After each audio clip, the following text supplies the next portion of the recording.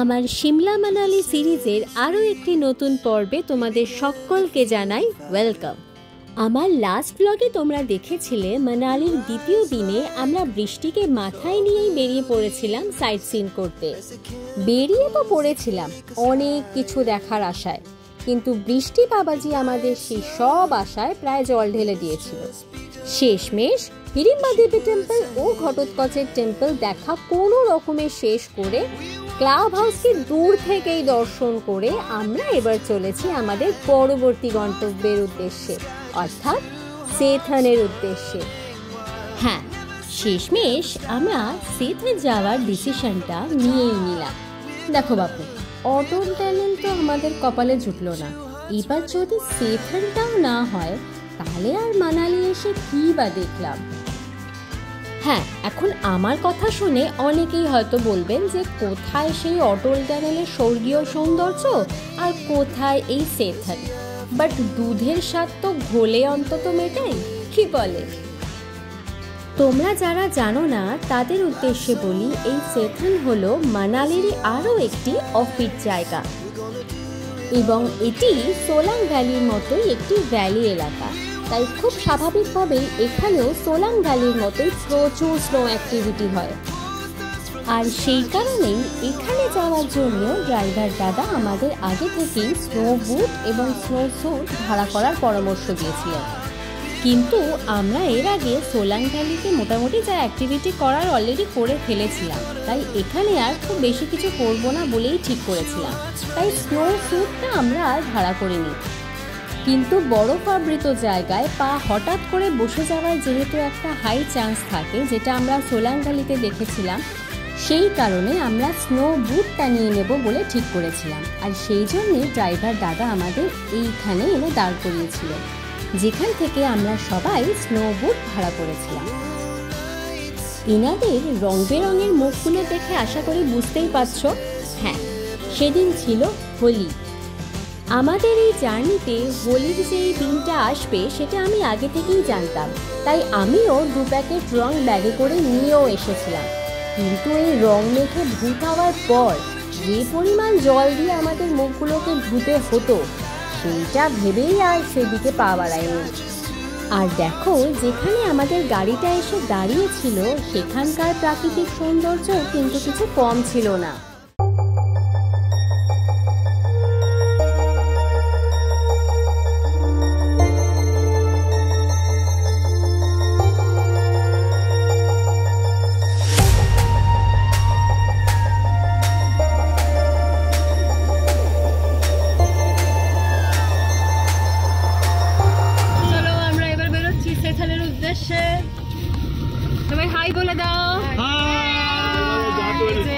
এখান থেকে সেথানের খালা পাহাড়ে চড়ার জন্য আমাদের অন্য একটা গাড়ি প্রোভাইড করা হয়েছিল।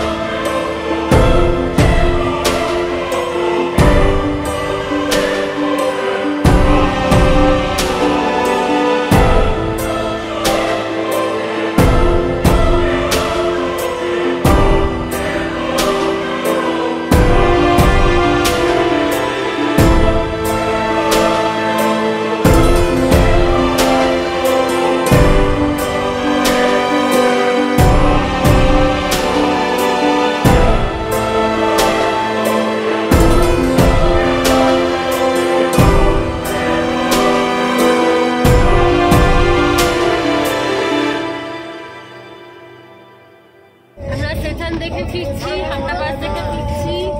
ফেরার পথে দেখা পেলাম আরো কতগুলো এগুলো, তবে আর নয়, এবার হোটেলে ফেরার পালা। দেখা হচ্ছে পরবর্তী এবং এই সিরিজের অন্তিম পর্বে।